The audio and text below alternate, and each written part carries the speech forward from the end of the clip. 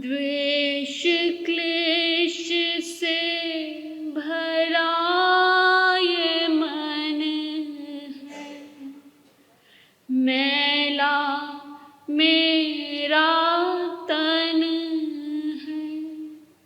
इस तन मन को उपवन करने का वरदान भर दो। तुम करुणा के सागर हो प्रभु, मेरी गागर भर दो। तुम करुणा के सागर हो प्रभु, मेरी गागर भर दो। हर वीरम हर गौतम हरे कृष्णा हरे हरे।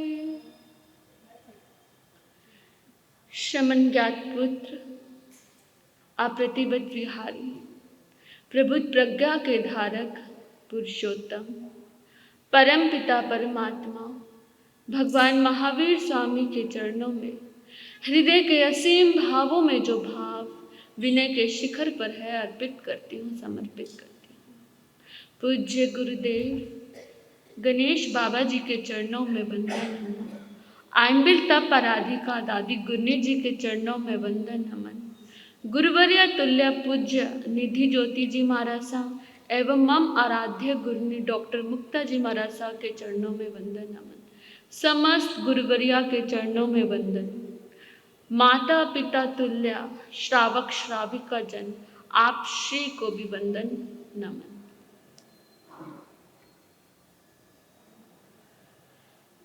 थोड़े से प्रश्न आपसे करते हैं। व्यवहार काल में पुरुष के चित्त को कौन सा चित्त कहा जाता है और स्त्री के चित्त को कौन सा चित्त कहा जाता है?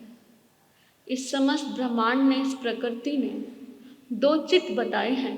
उन दो चित्त कौन कौन से हैं? पुरुष के चित्त को संकल्प का चित्त कहा जाता है। क्या कहा जाता है? वो अपने संकल्प से सब प्राप्त करता है।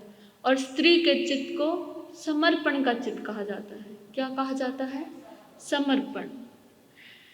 ऐसा नहीं है कि सिर्फ जो पुरुष है वो सिर्फ संकल्प का है और उसके भीतर समर्पण नहीं है, और ऐसा भी नहीं है कि स्त्री सिर्फ समर्पण की है, उसके भीतर संकल्प नहीं है। ये जो शरीर की संरचना है, इस संरचना में दोनों बराबर विद्यमान है, लेकिन किसके अंदर कौन सा ज़्यादा प्रकट होता है? अब जैसे भगवान महावीर का जो मार्ग है वो कौन सा मार्ग है? संकल्प का मार्ग है। किसका मार्ग है? संकल्प का मार्ग है। त्यागना, किसी चीज़ को छोड़ देना, अपने पर कंट्रोल करना, काबू रखना, मैं के मार्ग को क्या बोलते हैं? संकल्प का मार्ग बोलते हैं। और समर्पण का मार्ग कृष्ण भगवान है, उनका जो मार्ग है वो किसका है? समर्पण का भाग। समर्पण का मार्ग मतलब जो है तू है। दो चीज हैं, एक है मैं और एक है तू। जो मैं करता है मतलब मेरी आत्मा, मैं में स्थित होना, मुझे मोक्ष पाना, ये कौन सा मार्ग? संकल्प का। और जो कहता है तू, जो भी है तेरा है, तेरी मर्जी पूरी हो, चाहे तू दुख में रखे चाहे सुख में रखे। जो तू का मार्ग है वो किसका मार्ग है? समर्पण का मार्ग है। अब ये आपका अपना निजी विषय है कि आप में किसकी मात्रा है। आप खुद को टटोल के देखिए कि आपका झुकाव किस ओर है। ये मार्ग है, मार्ग में से गुजरना होगा आपको। मंजिल एक ही है, चाहे आप मैं को लेकर चले चाहे तू को लेकर चले, पहुंचेंगे एक जगह है। अब आप खुद को देखिए, आपका कौन सा मार्ग है? आप भगवान की जब आप समाहित करने बैठते हैं, समाहित में क्या करते हैं? अगर समाहित में समर्पण है कि परमात्मा है, भगवान महावीर की माला चल रही है, जिस भी इष्ट को मानते हैं उसकी माला चल रही है, तो आप क्या है? समर्पण के मार्ग में हैं। अगर आप समाहित में ध्यान लेकर बैठ जाते हैं और आपका ध्यान लग जाता है, तो आप कौन हैं? संकल्प के मार्ग के हैं। भगवान महावीर संकल्प के थे और जो उनके अनुयायी हैं वो क्या है? समर्पण में है। ज्ञान की बात, तत्व की बात चल रही थी अष्टावक्र और जनक की। सबकी बुद्धि में ये बात आने वाली नहीं है। ये किसकी बात है? ज्ञान की बात है, तत्व की बात है, प्रज्ञा की बात है। संकल्प का मार्ग प्रज्ञा का मार्ग है, जो हर किसी को सहज रूप से प्राप्त नहीं होता। आपकी भाषा में कहें तो जिसका ज्ञान अवर्ण्य कर्म उदय में हो, उसको ऐसी बातें समझ में आती है। लेकिन जो समर्पण का मार्ग है वो बिल्कुल सरल है। कथाएं हैं, कथा जो आपके जीवन से मिलती जुलती हैं। कथा ऐसी जो कहा जाए उसमें आपका समाधान क्या हो जाए? अपने आप हो जाए। तो कथाएं क्या है? कथा का मतलब है कि जिसमें कहानी जिसकी कही जाए। कथा के मार्ग को समझना सबके लिए क्या हो जाता है? सरल हो जाता है। इसलिए अगर कोई यहाँ पर बैठ के तत्व की बात करता है तो सबको लगता है कि महाराज साहब बोरिंग प्रवचन कर रहे हैं। तो ज्ञान की बात करते हैं तो ऊपर से चला जाता है, क्या कहते हैं समझ नहीं आता। ऐसे ही आपके सामने हंसी ठहाके की बात की जाए तो आपको क्या आता है? रुचि आने लगती है, रस आने लगता है। और उस कथा के अंत में कुछ वैल्यूएबल चीज़ें भी होती हैं जो आप अपने जीवन में उतार सकते हैं। तो कथा, राजा भोज के बारे में जानते हैं आप सब। कहावत भी है, कहाँ राजा भोज कहाँ गंगू तेली। राजा भोज की सभा लगी हुई है। राजा भोज की सभा में एक प्रश्न उत्पन्न हुआ कि वो कौन सा कुआं है जिसमें गिरकर वापस बाहर नहीं आया जा सकता। नहीं तो ऐसे कुएं होते, कोई गिर जाता है रस्सी से पकड़कर बाहर आ जाए।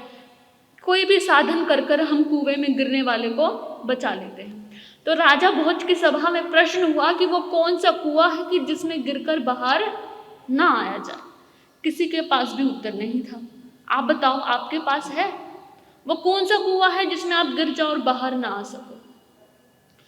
तो राजा ने अपने राज पंडित को कहा कि तुम बड़े ज्ञानी हो, तुम्हारी बड़ी चर्चा होती है, तुम बताओ वो कौन सा कुआं है कि जिसमें गिरकर बाहर ना आ जाए। राज पंडित ने कहा, मुझे 7 दिन का समय दीजिए, मैं इस प्रश्न का हल लेकर आऊंगा। 7 दिन का समय। राजा ने कहा 7 दिन का समय तुम्हें दिया, लेकिन अगर तुम जवाब लेकर नहीं आए तो तुम्हारी सारी संपत्ति छीन ली जाएगी और तुम्हें कारावास में डाल दिया जाएगा। राज पंडित ने कहा ठीक है, समय तो दीजिए। 6 दिन कैसे तैसे कर कर बीत गए और उसको मिला नहीं उत्तर। तो वह जंगल की ओर मरता क्या ना करे, जान बचाए जाए, सम्मान जाए भाड़ में, जब जाए संपत्ति जपत हो जाए, लेकिन अगर प्राण रहेंगे तो सब कुछ वापस मिल जाएगा। तो राज पंडित कहाँ भाग गया? जंगल में भाग गया। जंगल में भाग गया, एक पेड़ के नीचे बड़ा उदास बैठा है। सब कुछ खोने का बड़ा भय है कि कहीं से सैनिक ना आ जाए, मुझे पकड़ कर ना ले जाए। इतने सालों से मैंने अपने आप को सभा में विद्वान कहलाया है। कहते हैं, भगवान कहते हैं कि सबसे बड़ा पाश कौन सा है?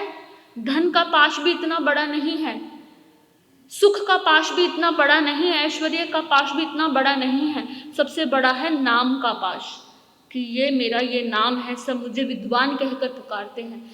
कि सब पाशों से निकलना आसान है, लेकिन नाम के पाश से निकलना बहुत कठिन है। तो बैठा है, उसके पास से गडरिया निकल गया। गडरिया पता है ना आपको कौन होता है? जो गाय भैंस भेड़ चलाता है, तो वो भेड़ चलाने वाला गडरिया वहां से निकला। तो गडरिया ने कहा, अरे राज पंडित, बड़े परेशान दिखाई देते हो, क्या बात है? राज पंडित भैंस चराने वाला राज पंडित से पूछ रहा है क्या बात है। मुंह फेर लिया, अभिमान, क्योंकि वो राज पंडित है। मुंह फेर लिया। तो गडरिया ने फिर हाथ जोड़कर पूछा, अरे पंडित क्या बात है, बड़ा परेशान नजर आ रहा है।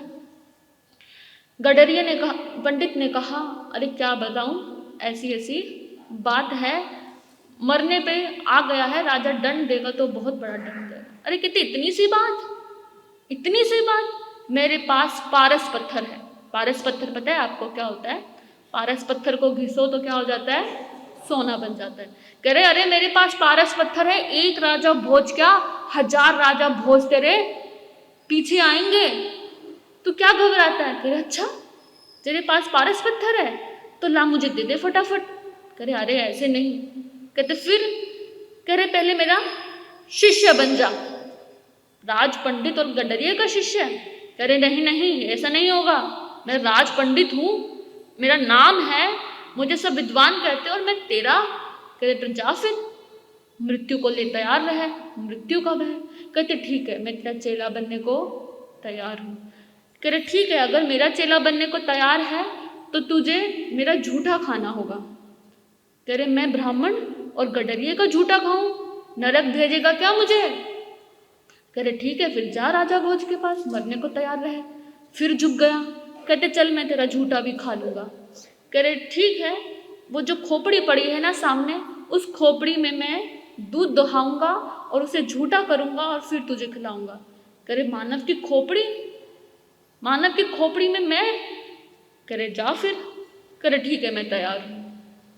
कह रहे तू तैयार है? कह रहे मैं तैयार हूँ कि मैं खोपड़ी में तेरा शिष्य बनकर भेड़ का दूध दुहाया हुआ खोपड़ी में पीने को तैयार हूँ।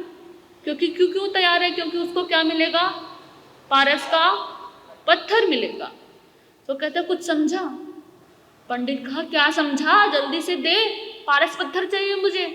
कह रहे समझा। कह रहे क्या समझा? तीसरी बार फिर कहा गडरिये ने समझा। कहता समझ गया, ये है वो कुआं, ये है वो तृष्णा का कुआं जिसमें गिरते जाओ गिरते जाओ गिरते जाओ और बाहर निकाला नहीं जा सकता। अब आप अपना अपना आंकलन खुद करके देखिए कि आप तृष्णा के गड्ढे में कहाँ तक हैं, कहाँ तक गिरे हैं, आपको कितना लालच मिल सकता है और आप कितने गिर सकते हैं। जैसे वो राज पंडित गिरता गया। तो ये जो कथाएं हैं, ऐसी जो कथाएं हैं वो क्या करती हैं? ये कथाएं सबको समझ आ रही हैं और अभी मैं कोई ज्ञान की बात करने लगूं तो आधों को तो नींद आ जाएगी, आधों को लगेगा बोरिंग है, आधों को लगेगा हमारा सा एक ही तरह की बात करते हैं। तो चलो कथा को ही लिया जाए। कथा के माध्यम से हम भक्ति समझेंगे। क्या समझेंगे? भक्ति। भागवत में 9 प्रकार की भक्ति आती है। कितनी प्रकार की भक्ति आती है? 9 प्रकार की भक्ति। नवधा भक्ति का, तो नवधा भक्ति में पहला है श्रवण। क्या है? और आप क्या हैं? आप क्या हैं? मैंने पहले ही कहा था श्रावक कौन है? जिसका श्रवण हो गया। आदि शंकराचार्य कह रहे हैं कि 1000 कामदेव भी जिसके सामने फीके हैं, सारे इंद्रियों के रस जिसके सामने फीके हैं, ऐसे परमात्मा मेरे सामने खड़े हैं, फिर भी मेरा दुर्भाग्य है। आपके पास कितने परमात्मा है? कौन से देश में जन्म लिया है आपने?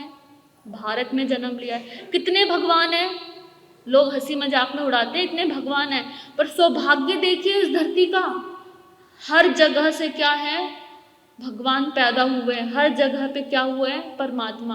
आप दूसरी कंट्री में जाओगे वहाँ एक ही भगवान मिलते हैं और उस एक भगवान के नाम के भी कितने झगड़े। और यहाँ आपके कहते हैं हरि अनंत और हरि कथा भी अनंत है। यहाँ हरि भी अनंत है और उनकी कथाएं भी अनंत है। अपने आप को टटोल कर देख लो तुम्हें कौन सा मार्ग चाहिए। नवधा भक्ति में कह रहे हैं कि हे परमात्मा, मेरी बुद्धि का, मेरे जीवन का दुर्भाग्य है, आपका भी मेरा भी सबका दुर्भाग्य है कि भारत भूमि में जन्म लेकर, उच्च कुल में जन्म लेकर भी परमात्मा ने आपको वो सब दिया है जिसमें आप परमात्मा की भक्ति कर सकते हैं। लेकिन क्या करते हैं? अभी आपकी समाई पूरी हुई, अब 1 घंटा बाद जाएंगे आप और इसी में पूरे संसार में लग जाएंगे। हमें आपको नवकार मंत्र गिनो गिनो, आज के बच्चों को, युवाओं को लालच देकर कहना पड़ता है, समझाना पड़ता है कि इससे आपका ये अच्छा होगा, ये होगा, तो नवकार मंत्र गिनो। तब वो जाकर 5 बार, नहीं तो उनको 5 बार नवकार मंत्र गिनने में भी क्या आता है? आलस आता है, बोरिंग लगता है। क्यों? क्योंकि अभी जीवन सुख में बीत रहा है और जैसे ही दुख आने लगता है, हे प्रभु मेरी ये इच्छा पूरी कर दो, हे कृष्ण मेरी ये इच्छा पूरी कर दो, हे महावीर मेरी ये इच्छा पूरी कर दो। और जब वो इच्छाएं पूरी नहीं होती तो मैं नहीं मांगता किसी भगवान को। जब मेरे पे दुख के बादल आए तो कौन से भगवान ने मेरा साथ दिया? अरे क्या होता है स्थानक में जाने से, क्या होता है इनके पास बैठने से, क्या होता है समाहित करने से? मैंने पूरे जीवन भर समाहित करी। क्यों कर रहे हैं हम? अरे भक्ति मतलब भगवान में लुप्त हो जाना, विलुप्त हो जाना। पर हमारी भक्ति का भी क्या है? एक मोटिव है। हमारी समाहित का भी क्या है? एक मोटिव है। समाहित भी आप इसलिए कर रहे हैं क्योंकि आपके पुण्य कर्म का बंद होगा। आपने लक्ष्य रख लिया कि समाहित क्या है? पुण्य कर्म का उपार्जन करने का साधन है, तो वो समाहित 0 है। अगर आपको परमात्मा से प्रेम है, परमात्मा के प्रेम में, जैसे कहते हैं मानतुंग आचार्य कहते कि उन्होंने 48 गाथाओं की रचना कर दी और 48 गाथाओं में भी हम बता रहे हैं कि इस गाथा का जाप करने से ये होगा, इस गाथा का जाप करने से ये होगा। क्या मानतुंग आचार्य बैठे थे कि मैं चमत्कार दिखाऊंगा? क्या वो चमत्कार दिखाने बैठे थे कि मैं 48 ताले हैं तो 48 ही गाथा बोलूंगा तो ताला टूटता जाएगा? नहीं, वो तो अपने परमात्मा के प्रेम में खोते गए, उनकी स्तुति कर रहे हैं, उनकी स्तुति में ताले टूटते जा रहे हैं। भक्ति की कितनी प्रकाष्ठा होगी, मानतुंग आचार्य की भक्ति कितनी प्रकाष्ठा होगी। ताले क्या, कुछ भी होता वो भी टूट जाता। पर हमें क्या, हम भक्तामर किस लिए पढ़ रहे हैं? एक बार भी आपने इतने समय से भक्तामर पढ़ा है, एक बार भी उस भाव से पढ़ा है? भक्तामर या किसी स्तोत्र की आवश्यकता भी नहीं। अगर आपके अपने भाव है, अपने भाव में आप भगवान को कुछ भी कह रहे हैं, कोई एक शब्द भी कह रहे हैं, वही आपका अपना भक्तामर बन जाएगा। क्या कभी आपने अपने भाव, अपने हृदय से, पहले बात तो भाव आते ही नहीं। हमने तो एक मांगने का क्या बना दिया, पहले क्या होते थे कल्पवृक्ष, अब क्या है भगवान। बस इनसे मांगते रहो। उससे प्रेम कब करोगे? आपको पता है पहली भक्ति है श्रवण, और श्रवण कैसा? रामकृष्ण परमहंस के बारे में आप जानते होंगे। जब वो नन्हे से बालक थे, छोटे से बालक थे, तो लोग उन्हें राम राम नहीं कहते थे, डरते थे कि राम राम नाम कहने से वो बेहोश हो जाते थे। एक बार वो जब बालक छोटा सा जा रहा था, किसी ने उसके कान में राम राम कहा और वो बेहोश हो गया और 3 दिन तक उठा नहीं। क्या हो गया उसको? राम राम सुनते, सिर्फ राम राम ये नाम सुनते ही। हम तो भगवान महावीर राम नाम कितनी बार सुनते जाते हमारे हृदय में कुछ होता ही नहीं है। वो बालक उठा नहीं 3 दिन तक। इसे कहते हैं श्रवण, इसे कहते हैं सुनना। सिर्फ श्रवण किया उसने राम नाम का और बेहोश हो गए। ऐसे ही कथा आती है कृष्ण भगवान के भाई, चाचा के बेटे, कौन? उद्धव। 12 साल की उम्र में कृष्ण ने मथुरा, वृंदावन छोड़कर कंस को मारने के लिए आ गए। कंस को मार दिया, मथुरा में रह रहे हैं और कृष्ण को गोपियों की याद आई। बड़े प्रसंग आते हैं, लोग कृष्ण को उल्टा सीधा कहते हैं। गोपियाँ उनकी माँ की उम्र की थी। कौन सी उम्र की थी? माँ की उम्र में। और हम उनको क्या क्या बोलते रहते हैं, अनाप शनाप। अपनी माँ की उम्र की थी वो। और कैसा प्रेम होगा माँ और बच्चे के मन में? ऐसा ही प्रेम गोपियों का कृष्ण के लिए था। कृष्ण को गोपियों की याद आई कि इतना समय हो गया, वो जो स्त्रियाँ मुझे देखे बिना सांस भी नहीं लेती थी, इतना समय हो गया, उन्हें एक पत्र भिजवा दिया जाए। ये पत्र वो गोपियों को नहीं, उद्धव के मन को टटोलने के लिए, उद्धव पे उपकार करने के लिए भेज रहे हैं।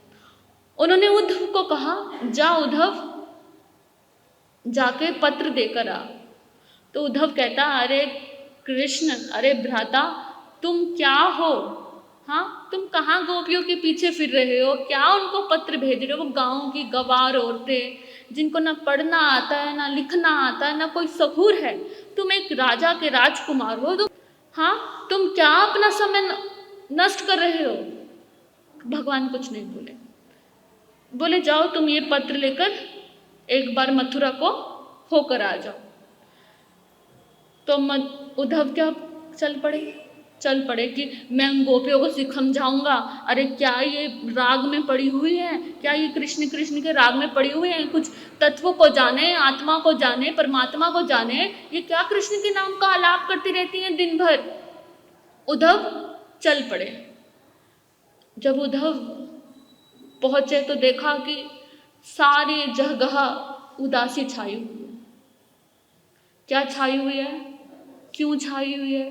क्योंकि उनके परमात्मा श्री कृष्ण वहाँ से, हमारे पास भी हमारे परमात्मा है नहीं, लेकिन हमारे जीवन में कोई उदासी छाती है क्या? नहीं, बल्कि हम और उदासियों को घेर कर परमात्मा को ही दोषारोपण करते रहते हैं। लताएं क्या हैं, झुकी हुई हैं, सारे पेड़ मुरझाए हुए हैं। कहीं भी जहाँ कुछ समय पहले इतना आनंद रहता था, जिस भूमि में यमुना भी सूखने जा रही है, सूखती जा रही है, उद्धव ने देखा ये कैसा माहौल हो गया। अभी कुछ समय पूर्व तो ये सब जगह इतनी सुंदर थी, अब क्या हो गया? उद्धव आगे बढ़े और गोपियों के पास गए। गोपियों के पास जाकर बोले, लो कृष्ण का पत्र आया है। सारी गोपियां, इसे कहते हैं स्मरण भक्ति। नवधा भक्ति में तीसरी भक्ति आती है स्मरण भक्ति। तो गोपियां इस समय कौन सी भक्ति कर रही हैं? स्मरण भक्ति। अपने परमात्मा को दिन रात हर कार्य में क्या करती जा रही हैं? याद करती जा रही हैं। हे कन्हैया, हे कृष्ण, हे माधव कहती जा रही हैं, कहती जा रही हैं। उद्धव ने जाके पत्र दिया और कहा, लो श्री कृष्ण का पत्र आया है तुम्हारे लिए। गोपियां छटपटा पड़ी, कृष्ण का पत्र आया है, हमारे कान्हा का पत्र आया है, क्या लिखा है इस पत्र में, क्या है इस पत्र में? हमें तो पढ़ना भी नहीं आता। एक गोपी ने हाथ में लिया, उनके आंसू बहते जा रहे हैं। दूसरी ने हाथ में लिया, उसके भी आंसू, सबके आंसू बहते जा रहे हैं। इतने आंसू बह रहे हैं कि वो पत्र लिखा हुआ मिट गया। उद्धव उनको देखकर बड़ा आश्चर्यचकित, आखिर हो क्या गया इनको? सिर्फ गोपियां नहीं, वहाँ के गोप भी, उनके सखा भी, उनकी गायें, उनके मोर, सब चीज अपने परमात्मा के जाने से जैसे प्राण विहीन हो गए, जैसे किसी में प्राण ही नहीं बचे। सब रो रो के पुकार रहे हैं। इतने में गोपियां कहती हैं, अभी भी उद्धव की आंख नहीं खुली और कहते हैं, गोपियां कहती हैं, अरे उद्धव तुम हो अति बड़भागी। क्या हो? अति बड़भागी। अपरस रहत स्नेह तगाते नाहिन मन अनुरागी। तुम तो समुद्र के, प्रेम के समुद्र के साथ रहते हो, फिर भी तुम्हारा मन अभी तक प्रेम में लगा नहीं है। और क्या भजन गा के कहती हैं, जब उद्धव पूछते हैं उनसे तो गोपियां कहती हैं, ये तो प्रेम की बात है उद्धव। क्या कह रही है? ये तो प्रेम की बात है उद्धव, बंदगी तेरे बस की नहीं है। ये तो प्रेम की बात है उद्धव, बंदगी तेरे बस की नहीं है। यहाँ सर धर के होते हैं सौदे। कह रहे सर भी रखना पड़ जाए तब भी कम है अपने परमात्मा के लिए। यहाँ सर धर के होते हैं सौदे, आशिकी इतनी सस्ती नहीं है। ये तो प्रेम की बात है उद्धव। ये तो प्रेम की बात है उद्धव, आशिकी इतनी सस्ती नहीं है। जब उद्धव ने देखा कि गोपियों का ये हाल है, कहाँ वो तत्व की बात करने वाला, अपने आप को परम ज्ञानी समझने वाला, गोपियों का ये हाल देखकर बेहाल हो गया। उद्धव रोए जा रहा है, रोए जा रहा है, कभी टहनियों को पकड़ रहा है, कभी गोपियों के पैर छू रहा है, उनके पैर छूकर उनके नमन कर रहा है। कहते ये भाव, इतने समय से कृष्ण के साथ हूँ, ये भाव, ये परमात्मा का भाव मेरे भीतर क्यों नहीं जन्मा? रो रहा है उद्धव कह रहा है मुझे वापस लौटकर मथुरा नहीं जाना। तुम तो भगवान की भी भगवान हो, तुम तो कृष्ण की भी भगवान निकली गोपियों। तुम्हारा प्रेम तो ऐसा है बिना किसी वासना के, बिना किसी कामना के, ऐसा प्रेम, मुझे वापस नहीं जाना। गोपियों ने कहा जा, हमारा संदेशा लेकर तो चला जा। रोते हुए बिलखते हुए उद्धव वापस आए और आते ही कृष्ण को कोस रहे हैं कि कृष्ण तू बड़ा कपटी है, तू बड़ा धूर्त है, तूने उन गोपियों को यूं ही छोड़ दिया, तूने उस प्रेम को यूं ही छोड़ दिया, तू कपटी है कृष्ण, तू धूर्त है, तुझे उस प्रेम की कोई महत्ता नहीं। वापस लौट जा कृष्ण, वो गोपियां तेरे प्रेम में मर जाएंगी, मिट जाएंगी, कृष्ण वापस चला जा। तब कृष्ण ने देखा कि अब इसके भीतर क्या जन्मी है, भक्ति जन्मी है, परमात्मा के प्रति क्या जन्मा है, प्रेम जन्मा है। अब इसके भीतर ज्ञान आ सकता है। कहते हैं कि तब कृष्ण भगवान ने उद्धव को ज्ञान दिया और उस ज्ञान को धारण करके उद्धव क्या हो गया, पार हो गया। तो बिना भक्ति के इस सूने खोखले बंजर दिल में जब तक भगवान के प्रति समर्पण नहीं, भक्ति नहीं, तब तक कोई भी ज्ञान भी भीतर उठ नहीं सकता। आज के दिन आप अपने परमात्मा से, जिस भी ईश्वर से, जिस भी इष्ट से आपको प्रेम है, परमात्मा मायने नहीं रखता कौन सा है, मायने नहीं रखता, उसके प्रति प्रेम मायने रखता है। आपका जिस परमात्मा से जितना भी प्रेम है, आज उसके प्रति उस प्रेम को बहने देना, बिना किसी तर्क के, बिना किसी वितर्क के अपने आप को परमात्मा के प्रेम में बहने देना। हम अपना ये भक्ति का विषय जब मेरी बारी आएगी फिर कंटिन्यू करेंगे। आपने इतने प्रेम से सुना, आप सभी को धन्यवाद।